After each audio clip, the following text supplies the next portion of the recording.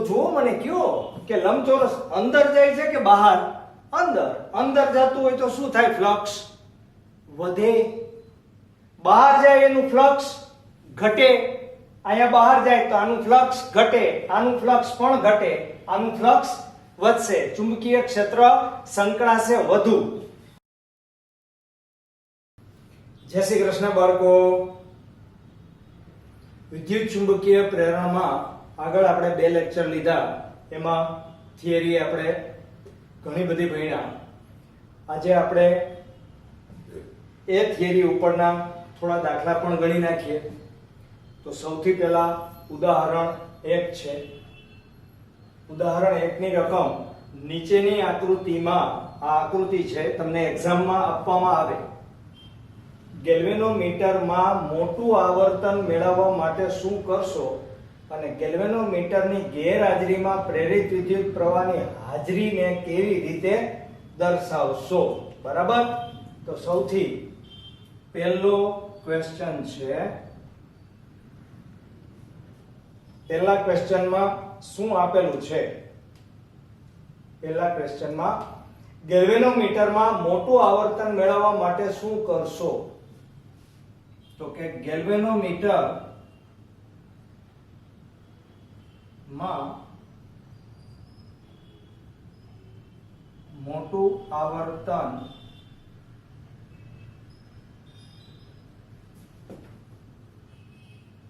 મેળવવા નીચેની બાબતો ધ્યાનમાં રાખવી જોઈએ. સિમ્પલ છે એકદમ. તમને બિલકુલ 100% આવડે એવું છે. જુઓ, ગેલ્વેનોમીટરમાં મોટું આવર્તન આમાં જોઈતું હોય તો શું કરવું પડે? સૌથી પહેલા તો C2 ને C1 તરફ વધારે ઝડપથી ગતિ આપવી જોઈએ. બરાબર. એટલે C2 ને C1 તરફ વધુ ઝડપથી ગતિ કરાવવી જોઈએ. બરાબર. પછી બીજો મુદ્દો, જો તમે વચ્ચેના ભાગમાં એટલે કે C2 ના કેન્દ્રમાંથી પસાર થાય તેમ નરમ લોખંડનો સળિયો મૂકી શકાય. બરાબર. અને ત્રીજો અને છેલ્લો મુદ્દો કે બંને વચ્ચેની સાપેક્ષ ગતિ દરમિયાન C2 ને મોટું EMF, C2 ને મોટા EMF વાળી બેટરી જોડવી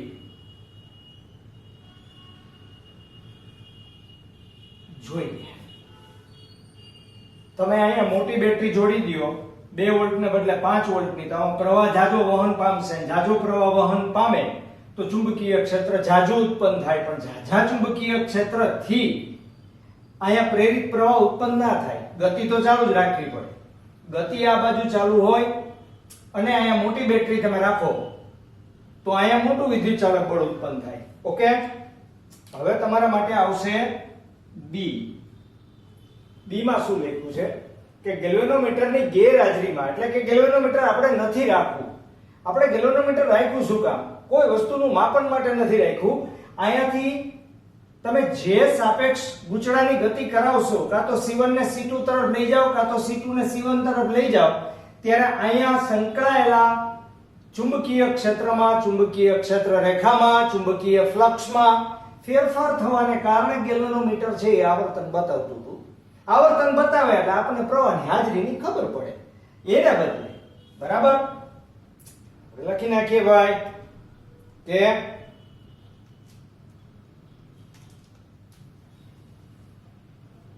ગેલ્વેનોમીટર ના સ્થાને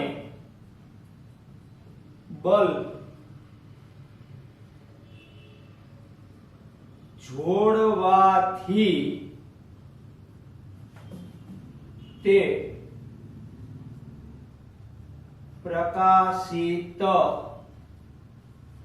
થશે અને તેથી પ્રવાહની હાજરી તે દર્શાવશે. ધારો કે તમે ધીમે ધીમે C2 ગૂંચળાને લઈ આવો તો બલ્બ છે એ ઓછો પ્રકાશિત થાય. બરાબર, 0 નો બલ્બ આવે, પણ ઝડપથી આવે તો 18 વોટ, બરાબર 20 વોટ એવો પાવર આની અંદર આવી જાય. એટલે જેમ ઝડપ હશે એમ અહીંયા બલ્બ વધુ પ્રકાશિત થશે. આપણે તો ગેલ્વેનોમીટરનું ઓપ્શન શોધવાનું હતું, એ ઓપ્શન આપણે શોધી કાઢ્યું. બરાબર, આમાં બીજી કોઈ ગણતરી કરવાની નથી. તો નેક્સ્ટ દાખલાની રકમ વાંચી શકે બાળકો? જુઓ શું લખ્યું છે. લખ્યું છે કે 10 સેન્ટીમીટર. કેટલા સેન્ટીમીટર? 10 સેન્ટીમીટર. એટલે L બરાબર 10 સેન્ટીમીટર બરાબર 0.1 મીટર. બરાબર, અને તેથી ક્ષેત્રફળ બરાબર 0.1 ચોરસ છે હો, એટલે 0.1 ગુણ્યા 0.1 એટલે 0.1 ગુણ્યા 0.1 બરાબર 10⁻² મીટર સ્ક્વેર. આ ક્ષેત્રફળ થઈ ગયું. અને 0.5 ઓહમ અવરોધ, એટલે અવરોધ R બરાબર 0.5 ઓહમ આપેલ છે. ચોરસ લૂપ પૂર્વ પશ્ચિમ સમતલમાં ઊભી મૂકવામાં આવે છે. સમજાવું છું, પહેલા ડેટા લખી લો. 0.10 ટેસ્લાનું એક સમાન ચુંબકીય ક્ષેત્ર, એટલે B બરાબર 0.10 એટલે 0.1 જ કહેવાય. 0.1 ટેસ્લાનું ચુંબકીય ક્ષેત્ર સમતલ પર ઉત્તર પૂર્વ દિશામાં લાગુ પાડેલ છે. આ ચુંબકીય ક્ષેત્ર dt બરાબર 0.7 સેકન્ડમાં અચળ દરે ઘટીને છેલ્લે શૂન્ય થઈ જાય છે. આ સમયમાં પ્રેરિત EMF, એટલે આને તમે B1 ગણો, બરાબર, તો B2 છે એ કેવું છે છેલ્લે લાસ્ટમાં શૂન્ય. આ સમયમાં પ્રેરિત EMF અને વિદ્યુત પ્રવાહ I આટલી વસ્તુ શોધવાની છે. બરાબર, તો ચાલો પેલા રકમની દિશાને સમજી લઈ. માથા તરફની દિશા ઉત્તર, પગ તરફની દિશા દક્ષિણ. તમે બેઠા છો એ મુજબ તમારો જમણો હાથ એટલે જગન્નાથ એ પૂર્વ દિશા અને ડાબો હાથ પશ્ચિમ દિશા. તો અત્યારે આપણા મત અનુસાર ખાલી સમજાવું છું, આકૃતિની જરૂર નથી. આ ઉત્તર દિશા છે, બરાબર, આ નોર્થ છે, આ સાઉથ છે, આ ઈસ્ટ છે અને આ વેસ્ટ છે. રાઈટ? હવે જુઓ, સળિયો છે એ પૂર્વ પશ્ચિમ દિશામાં રાખેલો છે. સળિયો પૂર્વ પશ્ચિમ દિશામાં છે. હંમેશા ચુંબકીય ક્ષેત્ર ઉત્તર દક્ષિણ દિશામાં હોય. એને બદલે એને તમને આપેલું છે ઉત્તર પૂર્વ દિશામાં. ઉત્તર પૂર્વ દિશામાં એટલે કે અહીંયા તમે જે સળિયો રાખ્યો છે, આ સળિયો, એ સળિયા સાથે કેટલા ડિગ્રીનો ખૂણો બનશે? 45. આ સળિયા હારે અહીંયા ખૂણો બનશે, એ કેટલો બનશે? 45. બરાબર? આ ધ્યાનથી જોજો બરાબર. પૂર્વથી ઉત્તરથી પૂર્વ તરફનું ચુંબકીય પ્રેરણ છે. આ ચુંબકીય પ્રેરણ છે, આ ધ્યાન રાખજો. બરાબર? ઓકે. સિમ્પલ વસ્તુ, આકૃતિની તમારે જરૂર નથી, તમારી સમજણ માટે મેં દોરેલી છે. બાકી આપણો તો હેતુ એક જ છે, પ્રેરિત વિદ્યુતચાલક બળ માટે ફેરેડેનો નિયમ d∅/dt માઈનસ કરવું જ પડે. બરાબર? તો ફેરેડે ના નિયમ મુજબ E is equal to minus d∅/dt. બરાબર? જ્યાં d∅ બરાબર ∅2 minus ∅1. અંતિમ ફ્લક્સમાંથી પ્રારંભિક ફ્લક્સ શું કરવાનું? તમારે બાદ કરવાનું. તો પેલા પ્રારંભિક ફ્લક્સ છે ઈ આપણે શોધી લઈએ. તો પ્રારંભિક ફ્લક્સ બરાબર B * A, અને અહીંયા આવશે કેટલા? 45. મને કયો? cos 45. B ની કિંમત આ B1 છે, B1 ની કિંમત કેટલી છે? 0.1. બરાબર? ઇન્ટુ અહીંયા 10⁻² ઇન્ટુ 1/√2 થાય. તો આના બરાબર આ 10⁻⁻1 જ છે હો, એટલે આ 10⁻³ થઈ જશે, અને 1/√2 એટલે 0.7 ની આસપાસ થાય, એટલે 0.7 ઇન્ટુ 10⁻³ આટલા વેબર એમ. બરાબર? અને ∅2 બરાબર શું મળશે તમને કયો? 0. શું કામ 0? કારણ કે B2 બરાબર શું છે? 0. એટલે ∅2 તો 0 જ થાય. બરાબર? અને તેથી વિદ્યુત ચાલક બળ બરાબર માઈનસ કૌંસમાં ∅2 minus ∅1/dt. રાઈટ? હવે જુઓ જોઈએ, 0 માંથી તમે આ બાદ કરશો એટલે આ માઈનસ આવશે, એટલે માઈનસ માઈનસ પ્લસ થઈ જશે, એટલે ઉપર માત્ર મૂલ્ય જ વધવાનું છે. 0.7 ઇન્ટુ 10⁻³ ના છેદમાં શું આવશે? dt કેન ગયો આરી 0.7. ઓકે? તો ઇક્વલ ટુ 10⁻³ વોલ્ટ બરાબર 1 મિલીવોલ્ટ આવશે. ઓકે? તો આપણું આ વિદ્યુત ચાલક બળ છે EMF, એ તો પ્રાપ્ત થઈ ગયું. હવે શું મેળવવાનું છે? I. તો I બરાબર શું લખી શકાય? I બરાબર E ના છેદમાં R. સાવ સામાન્ય, એટલે 10⁻³ ના છેદમાં R. R એટલે 0.5 બરાબર આ 0.5 એટલે અહીંયા કાંઈ નથી તો 1 છે હો, એટલે 10⁻5 એટલે 2 ઇન્ટુ 10⁻³ આટલા એમ્પિયર. એમ્પિયર એમ રાખો તો ચાલે, અથવા I બરાબર 2 મિલી એમ્પિયર. આ બે બંને જવાબ તમારા સાચા. ઓકે? ક્લિયર? સમજાણું? કદી હું સમજાવતો હો ત્યારે લખવાની, કદી ઉતાવળ ન કરવી. હંમેશા પહેલા રકમ, ડેટા, એની અંદર આપવામાં આવેલી દિશા અને બરાબર સમજી લ્યો. હું ગણું ત્યારે ધ્યાનથી જુઓ. બરાબર? અને પછી હંમેશા લખો અને મોઢે ગણવાનો પ્રયત્ન કરો. ઓકે, અત્યારે સમજાઈ ગયું? તો હવે મોઢે ગણવાનો પ્રયત્ન કરો બાળકો.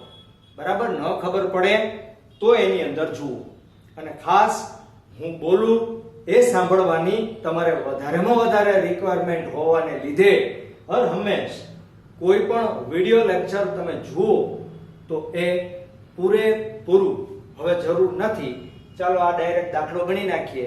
એટલું ન કરતા ઘણી વખત મેં વચ્ચે વચ્ચે અમુક સૂચનાઓ પણ આપતો હોઉં, તો એ સૂચનાનું પણ ધ્યાન રાખો, અમલમાં એને મૂકો અને કામ કરો. ઓકે, હવે તમે લખી લ્યો, પછી હું આગળ વધું.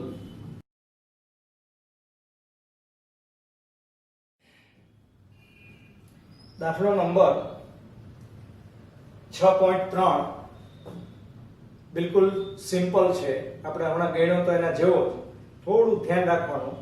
તો આગળના દાખલામાં કર્યું તેમ આપણે પહેલા વહેલા આ બધાના ડેટા લખી નાખીએ. બરાબર? અહીંયા ગોળાકાર ગૂંચળું છે એ ધ્યાન રાખજો. આ ચોરસ સમતલ હતું એટલે અહીંયા r બરાબર 10 સેન્ટીમીટર બરાબર 0.1 મીટર, અને તેથી a બરાબર એનું ક્ષેત્રફળ પાઈ r સ્ક્વેર થાય બરાબર 3 ગુણ્યા 10 ની ઉપર આ ઓછા 1 ઘાત કહેવાય, એનો વર્ગ કરો એટલે ઓછા 2 ઘાત મીટર સ્ક્વેર. બરાબર? પછી આગળ જતા જાઓ. આટા n બરાબર કેટલા આટા આપ્યા છે? 500. ગોળાકાર તેનું સમતલ પૃથ્વીના ચુંબકીય ક્ષેત્રના સમક્ષિતિજ ઘટકને લંબ રૂપે રહે. એટલે કહેવાનો જે મતલબ છે એ ગોળાકાર, આ ગોળાકાર વસ્તુ છે. બરાબર? ચુંબકીય ક્ષેત્ર એનું આમ છે, આમ. તો આનું ક્ષેત્રફળ સદિશ એમ જ થાય.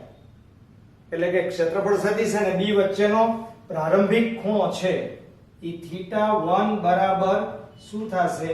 0 મૂકવામાં આવે છે. તેને 0.25 સેકન્ડમાં એટલે dt બરાબર 0.25 સેકન્ડમાં તેના ઉર્ધ્વ વ્યાસને અનુલક્ષીને આપણે આમ હતી રિંગ, એના બદલે આમ સુડાવી દીધી, એટલે ઓટોમેટિક ઉલટી જ કરી નાખી. એટલે θ2 બરાબર કેટલા ડિગ્રી થઈ જશે? 180 ડિગ્રી નું ભ્રમણ કરાવી નાખ્યું, આપેલું જ છે. તો ગુજરાતમાં પ્રેરિત EMF અને વિદ્યુત પ્રવાહ I એના મૂલ્યો શોધો, અને આ સ્થળે પૃથ્વીના ચુંબકીય ક્ષેત્રનો સમક્ષિતિજ ઘટક, જેને B પણ કહેવાય, BH પણ કહેવાય, એ 3 ગુણ્યા 10 ની ઓછા 5 ઘાત ટેસ્લા છે. રાઈટ? આટલી વસ્તુ તમારી પાસે આપેલી છે. આ વસ્તુ છે એ શું કરેલી છે? આપેલી છે. ઓકે, હવે આપણું કામ છે એ દાખલો ગણવાનો છે. તો પ્રારંભમાં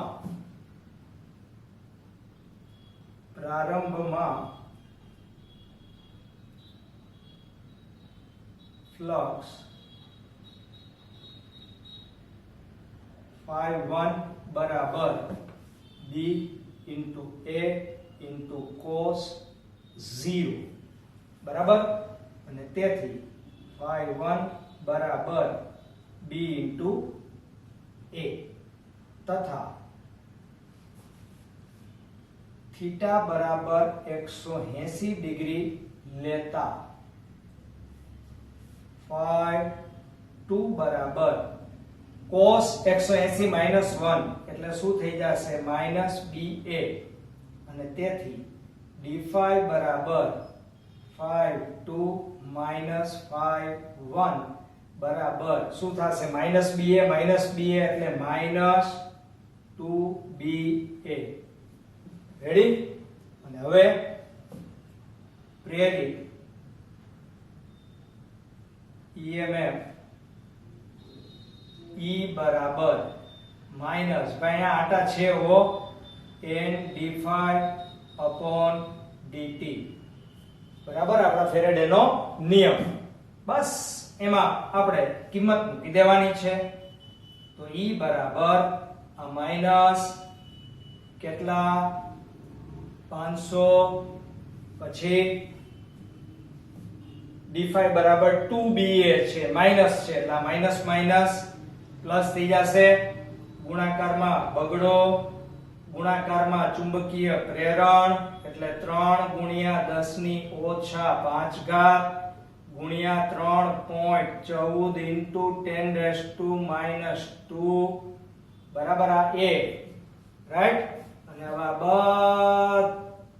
બધાયના છેદમાં માત્ર dt આપણી પાસે છે 0.25 બરાબર હવે આની તમે ગણતરી તમારી મેળે કરી શકશો હું હવે આમાં જગ્યા નથી એટલે કરતો નથી તમારાથી થઈ જશે 3.8 into 10 raised to minus 3 volt બરાબર આ આપણા માટે ઈ મળ્યું ઓકે અને હવે શું મેળવવાનું છે તમારે i મેળવવાનું છે તો i બરાબર ઓહમના નિયમ અનુસાર i બરાબર e ના છેદમાં r બરાબર તો e બરાબર કેટલા છે તો કે 3.8 ગુણ્યા 10 ની ઓછા 3 ઘાત ના છેદમાં કેપિટલ R આપેલો છે ભાઈ ક્યાંક હતો તો ખરો કેપિટલ R અવરોધ નથી આપ્યો 2 ઓહમ અવરોધ આપણે અહીંયા લખતા ભૂલી ગયા છીએ ભાઈ આપણે લખતા ભૂલી ગયા છીએ R બરાબર 2 ઓહમ બરાબર તો અહીંયા કેટલા મૂકી દયો 2 તો I બરાબર કેટલા થશે અને ભાંગી નાખો એટલે 1.9 into 10 raised to minus 3 ampere પછી મિલી એમ્પિયર કરવો હોય તો થાય બરાબર -3 કાઢ નાખો એટલે મિલી એમ્પિયર અહીંયા -3 કાઢ નાખો એટલે મિલી વોટ ઓલરાઈટ ક્લિયર હવે એના પછીનો જે દાખલો છે એમાં બુકની જરૂર પડશે બાળકો કારણ કે મેં માત્ર આકૃતિ દોરી છે આકૃતિ એટલા માટે દોરી કે તમને સમજવામાં મજા આવે પણ આકૃતિની ઉપર વર્ણન છે બરાબર એ વર્ણન 6.4 નીચેની આકૃતિમાં જુદા જુદા આકારના સમતલ ગાળાઓ દર્શાવેલ છે પહેલો ગાળો લંબચોરસ ABCD બીજો ગાળો ત્રિકોણ ABC અને ત્રીજો ગાળો અનિયમિત ABCD જે લૂપના સમતલને લંબ અને વાચકથી દૂર તરફની દિશામાંના ચુંબકીય ક્ષેત્રમાંથી બહારની તરફ કે અંદરની તરફ ગતિ કરે છે તો લેન્ઝના નિયમનો ઉપયોગ કરીને દરેક ગાળામાં પ્રેરિત વિદ્યુત પ્રવાહની દિશા શોધો નિર્ધારિત કરો મેળવો જણાવો ગમે તે પૂછે બરાબર ઓકે તો આપણે જે થિયરી ભણ્યા એનો જ આપણે ઉપયોગ કરવાનો છે બરાબર તો 3 વસ્તુ છે તો એના 3 મુદ્દા લાગુ પડશે પહેલા વેલા કેને માટે લંબચોરસ તો જો મને કયો કે લંબચોરસ અંદર જાય છે કે બહાર અંદર જતું હોય તો શું થાય ફ્લક્સ વધે બહાર જાય એનું ફ્લક્સ ઘટે અહીંયા બહાર જાય તો આનું ફ્લક્સ ઘટે આનું ફ્લક્સ પણ ઘટે આનું ફ્લક્સ વધશે ચુંબકીય ક્ષેત્ર સંકળાશે વધુ હવે A B C D લંબ ચોરસ લૂપ ક્ષેત્રમાં અંદર પ્રવેશે છે અને તેથી તેનું ફ્લક્સ વધે અને આ ફ્લક્સ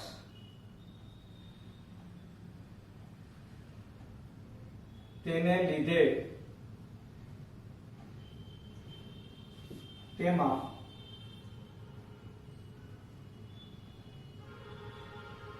કેવી દિશામાં?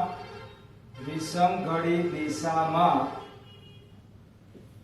પ્રવાહ વધે વહે.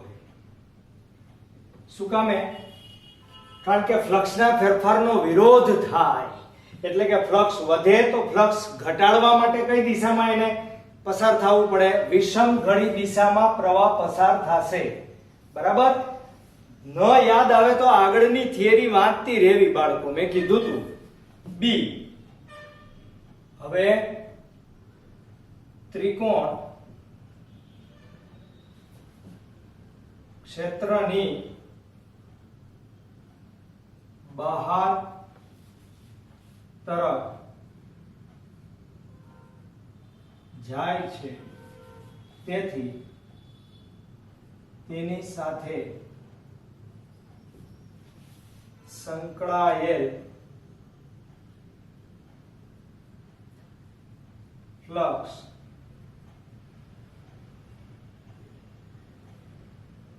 ઘટે. તેનો વિરોધ થાય તેવી દિશામાં,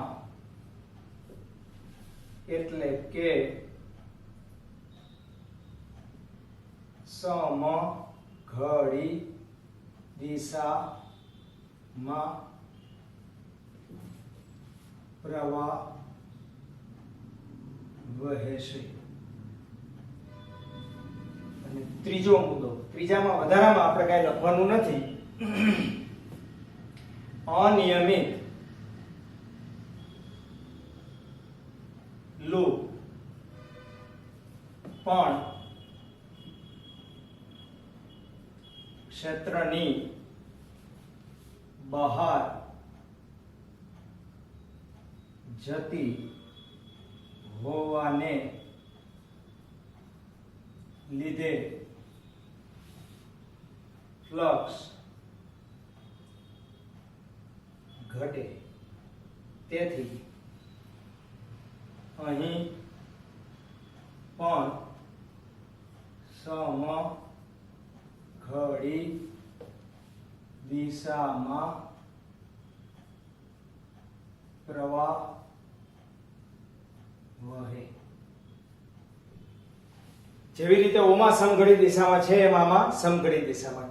ટૂંકમાં ક્ષેત્ર મૂકીને કોઈ જતું હોય તો ફ્લક્સમાં ઘટાડો થાય. આ યાદ જ રાખજો બરાબર, કારણ કે આ બધું MCQ માં પણ નાના નાના પ્રશ્નની અંદર પણ પૂછવાની પૂરેપૂરી શક્યતા હોય છે બાળકો. ઓલરાઈટ? Okay, clear? તો લખી લ્યો પહેલા.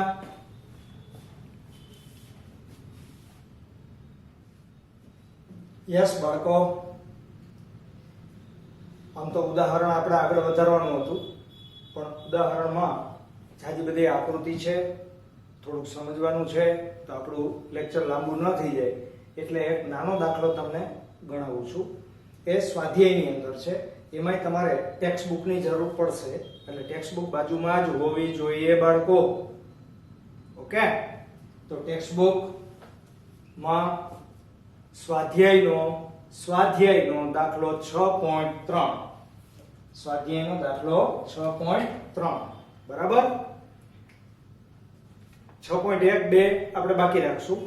15 આંટાઓ પ્રતિ સેન્ટીમીટર વાળા એક લાંબા સોલેનોઇડમાં એકમ લંબાઈમાં આંટા, એને n કહેવામાં આવે, એટલે કે n બરાબર કેટલા આંટા છે ભાઈ? 15 આંટા પ્રતિ સેન્ટીમીટર. તેથી n બરાબર 15 આંટા પ્રતિ 10⁻² મીટર. એને ઉપર લઈ જાઓ એટલે n બરાબર 1500 આંટા પ્રતિ મીટર આવશે. ઓકે, આટલો ફેરફાર આપણે કરવો પડે. એક લાંબા સોલેનોઇડમાં તેની અક્ષને સમાંતર સોલેનોઇડની અંદર 2 સેન્ટીમીટર સ્ક્વેર ક્ષેત્રફળ ધરાવતો એક નાનો ગાળો મૂકેલ છે. એટલે ક્ષેત્રફળ A બરાબર 2 સેન્ટીમીટર સ્ક્વેર બરાબર 2 ગુણ્યા 10 ની ઓછા 4 ઘાત ભાઈ વર્ગ છે મીટર સ્ક્વેર. ઓકે, ધરાવતા એક નાનો ગાળો મૂકેલ છે. જો સોલેનોઇડમાં વહેતો વિદ્યુત પ્રવાહ dt બરાબર 0. કેટલી સેકન્ડ છે ભાઈ? 0.1 સેકન્ડ. 0.1 નો મતલબ 10⁻⁻1 સેકન્ડમાં વિદ્યુત પ્રવાહ કેટલાથી કેટલો થાય છે? તો કે 2 એમ્પિયર હતો, એમાંથી 0.1 સેકન્ડમાં તે 4 એમ્પિયર જેટલો થઈ ગયો છે. ઓકે, તો વિદ્યુત પ્રવાહમાં ફેરફાર વખતે ગાળામાં પ્રેરિત EMF કેટલું હશે? બરાબર? ઓલરાઈટ, તો આટલા તમને ડેટા આપેલા છે અને આ ડેટા મુજબ જો આપણે કામ કરીએ તો ડાયરેક્ટ તો સૂત્ર આપણી પાસે હોય નહીં. હર હંમેશ ધ્યાન રાખો, કોઈ પણ પ્રકારનો દાખલો આવે તો આપણું રેગ્યુલર સૂત્ર છે એ હંમેશા પહેલા વિચારવાનું. આપણું રેગ્યુલર સૂત્ર છે ફેરેડે ના નિયમ મુજબ E બરાબર -d5/dt. હવે માઈનસ આપણે લેવાનું નથી, બરાબર? આપણે એને અવગણી નાખીએ, એટલે કે આપણે સૂચના પણ લખશું કે ઋણ નિશાની અવગણેલ છે. બરાબર? તેથી E બરાબર d/dt ઓફ, યાદ કરો, 5 બરાબર a * b અથવા b * a. બરાબર? અહીંયા cos 0 જ છે. બરાબર?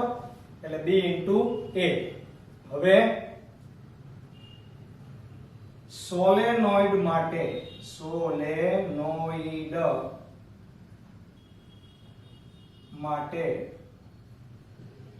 B બરાબર μ0 n I. યાદ આવ્યું? બરાબર? બધાય સૂત્રનો ઉપયોગ આવે. આગળનું ચેપ્ટર તમે ન કર્યું હોય તો મુશ્કેલી પડે. ઓકે, તો અહીંયા b ની જગ્યાએ કિંમત મૂકી દો તો E શું આવશે? d/dt of μ0 n I * a.